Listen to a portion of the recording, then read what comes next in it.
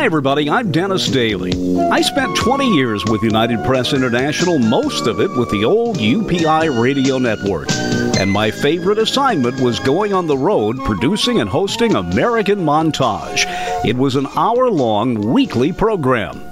Now here's an edited version of one of those shows. Hi everybody, and welcome to this week's program. We come to you on the road this week, but not very far from UPI studios in Los Angeles.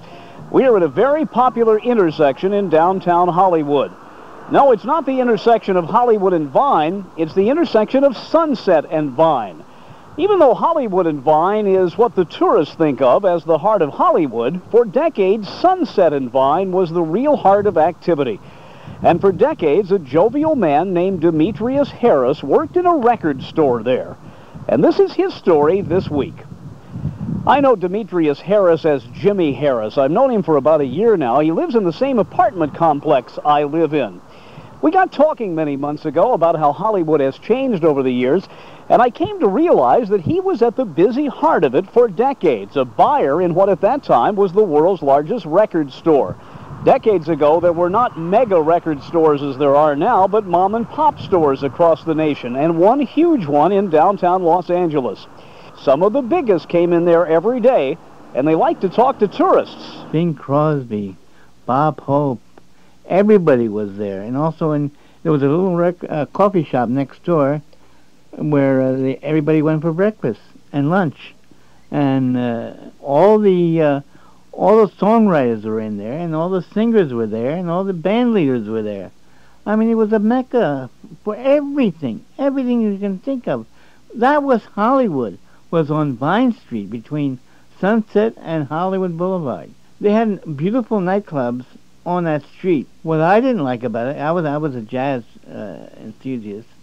You know, to have the modern jazz quartet play in one of those clubs, it would cost I can understand the owner too. It would cost the owner a couple of $1,000s to get the modern jazz quartet in there. Mm-hmm. But to get two kids in there that didn't know how to sing, didn't know how to play guitar, but it sounded a little like Elvis Presley, and they gave him the minimum, which was, I think, $75 then. And they raked up. And they jammed the place. Now, if you're an owner, you don't care whether, it's culturally terrific, like the modern jazz quartet. You just want to know how much money is coming in that till. And it was the little kids, 18, 19 years old. They used to bring him in. So all of a sudden, you never saw any of the big names on Vine Street anymore. You saw these young kids that were Elvis Presley lookalikes. All rock and roll. All rock and roll. Of the people who came into Music City, who were your favorites? Of the stars who came in? Of course, Orson Welles. Mm. He was a giant. And that's what made me go into directing, is because of Orson Welles. And but I didn't bother him when he came in, because I know they don't like to be bothered. But he came in and just looked at all the new releases, and was a perfect gentleman. Because I saw Citizen Kane on Okinawa, and that got me into it. I was going to go back as a history major to University of Pennsylvania. Mm-hmm. So instead of doing that, I went to the Academy Theater of Arts and became a director in Philadelphia. And that's what brought me out here. And I never did anything out here. So I had to get a job, and I got a job in Music City. Some of the other stars who came through there, I remember before going on the air, we were talking about some of them. You were talking about what a wonderful gentleman Nat King Cole was. Oh, terrific. Terrific. I don't care how bad he felt. Well, you can't be 100% every day. He was always tops. Nicest guy, one of the nicest guys.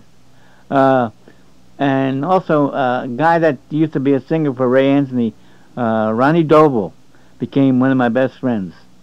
And he was a terrific singer. He had a voice, but the trouble with that is that Sinatra, he tried to sing like Sinatra, and he can't do it. Only one Sinatra. He had a deeper voice than Sinatra, but there's only one Sinatra. You got to remember that. Right below Sunset Boulevard on Vine Street, two kids ran into him, and they hit his car, and he got out and looked at it, and he wasn't hurt. And His car wasn't damaged too much. He said, just forget it, because they were just high school kids and didn't have insurance.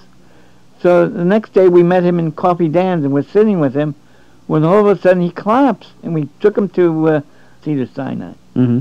And we took him there, and they checked him out, and nobody saw anything wrong with him.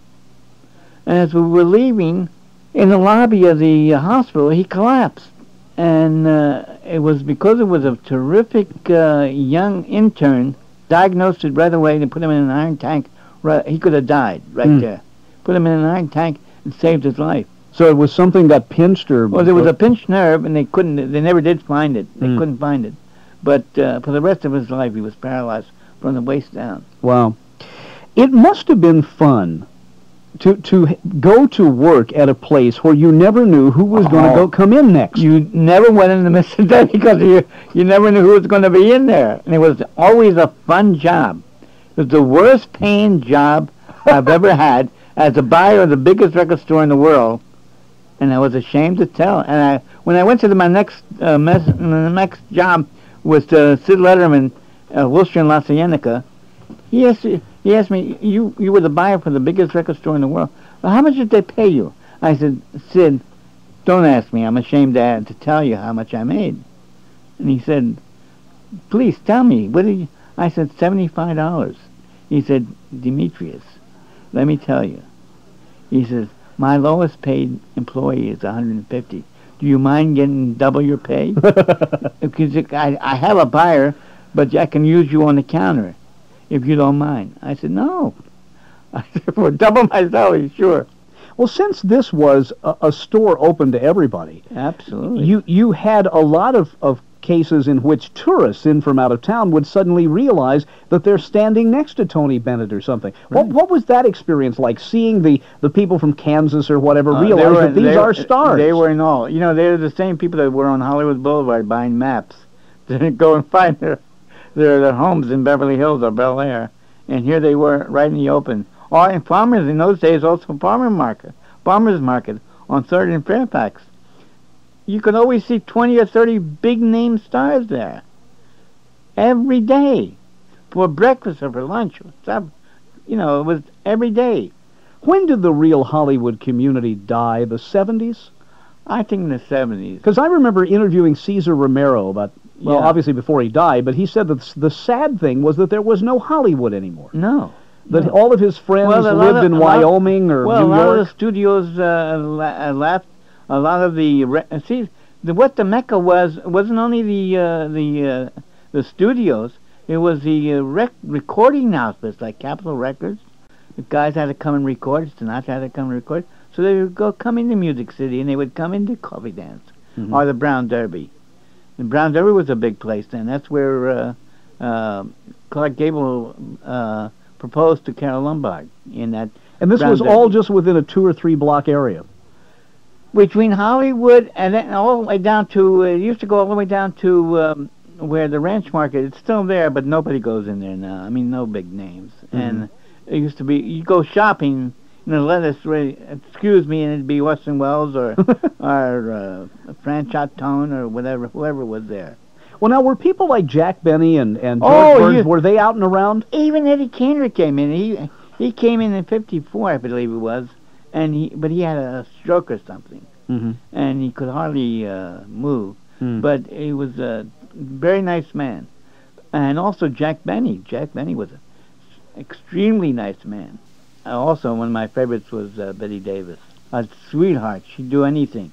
She was so nice when she used to come in or in the Coffee Dance. Always, you know, anything you wanted to do, she would do it.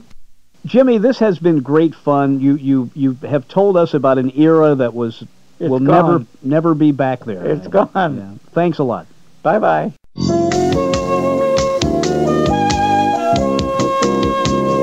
And there you have it, another edited episode of one of the American Montage programs prepared for the UPI Radio Network back in the 1980s and 90s. I'm Dennis Daly. Thanks for listening. Thanks for going with me this week. And check YouTube for more American Montage programs.